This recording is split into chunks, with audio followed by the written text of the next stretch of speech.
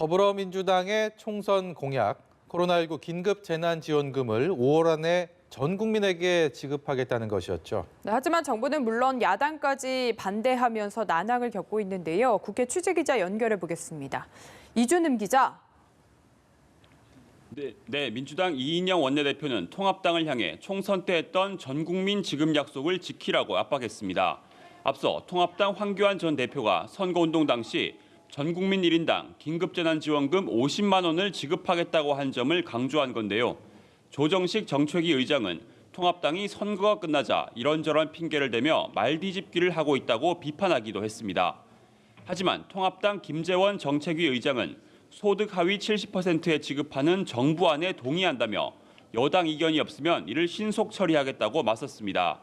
심재철 원내대표도 당정이 지급 대상에 대한 합의를 보는 게 우선이라며 책임 떠넘기기를 차단했습니다.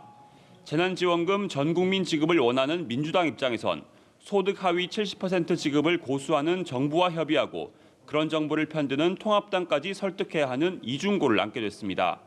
하지만 어제에 이어 오늘도 여야 원내대표 회동 일정이 잡히지 않는 등 추경 처리를 위한 실제 협의는 한 발짝도 나아가지 못하고 있습니다. 네, 다음은 각 당의 소식 알아보겠습니다. 민주당 내에서는 당내 권력 지형의 지각 변동이 시작되고 있다면서요? 네, 일단 이인영 원내대표의 임기 1년이 되는 다음 달 7일 신임 원내대표 경선이 열립니다. 21대 국회가 시작하면 야당과 원구성 협상을 책임져야 하는 막중한 자리인데 벌써부터 물밑 경쟁이 치열합니다. 각각 4선과 3선이 되는 김태년, 전해철 의원은 물론 조정식 정책위 의장, 윤호중 사무총장 등 당 중진 10여 명이 출마를 저울질 중입니다. 차기 당권 주자도 관심인데요. 이미 출마를 결심한 것으로 알려진 송영길 의원과 우원식, 이인영 원내대표 등이 후보로 거론됩니다.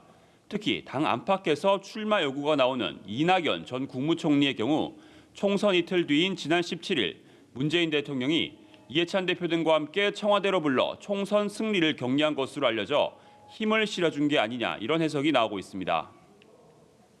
네, 통합당은 총선 패배 후에 비대위 구성을 두고 갈팡질팡하는 모양새인데요. 분위기가 어떻습니까? 네, 통합당은 오늘 안으로 현역과 21대 총선 당선자들을 상대로 당 수습 방안에 대한 전수조사를 벌이기로 했습니다. 전권을 쥐고 당 혁신을 이끌 비대위를 구성할지 아니면 조기 전당대회를 위한 관리형 비대위를 만들지 또 만약 비대위를 한다면 누구를 위원장으로 세울지 등 다양한 의견을 물은 뒤 이 결과를 내일 발표하기로 했습니다. 앞서 최고위에선 김종인 비대위를 출범시키는 쪽으로 의견을 모았지만 어제 총선 이후 처음으로 열린 의원총회에선 내부 인사로 비대위를 꾸린 뒤 차기 지도부를 구성하자는 주장이 우세해 결국 의원총회에서 결론을 내지 못했습니다. 지금까지 국회에서 전해드렸습니다.